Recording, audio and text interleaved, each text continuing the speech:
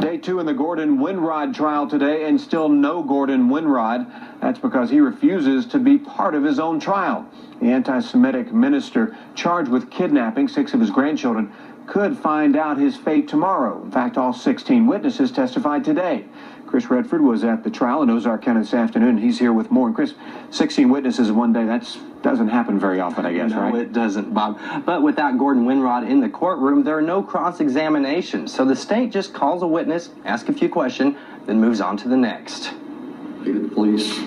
Among those taking the stand, numerous investigators and mental health professionals, including clinical psychologist Dr. Brian Chandler, who testified that Donna, the oldest granddaughter, showed definite signs of being brainwashed by Gordon Winrod. She clearly had developed this personality characteristic where she was fearful of others, felt others were out to harm her and her family. And social worker Britt Whitaker added that all 6 grandchildren showed similar types of behavior after being found. I was yelling that virtually everybody in the room was a Jew or a child molester or murderer. The state presented several pieces of evidence, from photographs of the children dating back to 1997 to this leather belt wrapped in duct tape. I felt that this was probably being used as a instrument for discipline. This was later confirmed by 18-year-old Erica Leppert, one grandchild who spent several years on the Winrod compound. She testified that each kid could receive up to 25 swats for bad behavior.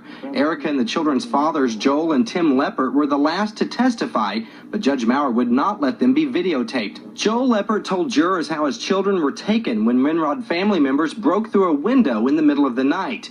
Tim Leppert said his kids disappeared one day after school. They both talked about years of sleepless nights and constant worry. As for the children's state of mind today, both dads say the 4 youngest children have adjusted to life outside the compound quite well. The oldest 2 are still in a North Dakota state hospital and refuse to communicate.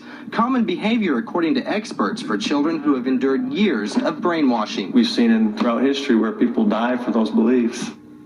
Now, closing arguments are set to begin tomorrow morning at 9, and the case could be turned over to the jury before noon. Bob? Well, what about Winrod? Does he have to come back in the courtroom? Is he going to have closing arguments himself? Well, Bob, the judge will give him the option to have closing arguments for himself. If he doesn't, we won't know until tomorrow, but he will have to be in the courtroom for the verdict. Of course, you'll be there, too. I will. And let us know what happens at 5 and 6. Okay, thanks. Of course, one man who is very interested in the Winrod trial is someone who once knew the minister. In fact, he was engaged to one of the self-proclaimed white supremacist daughters. Reggie Koch says that several years ago his parents were taken by Winrod's preachings and became members of his church. Well, Koch's sister is currently married to one of Winrod's sons, and Koch himself would be married to a Winrod daughter this very day, but he says he wised up. The spouse of that Winrod child has had to take one of 2 paths.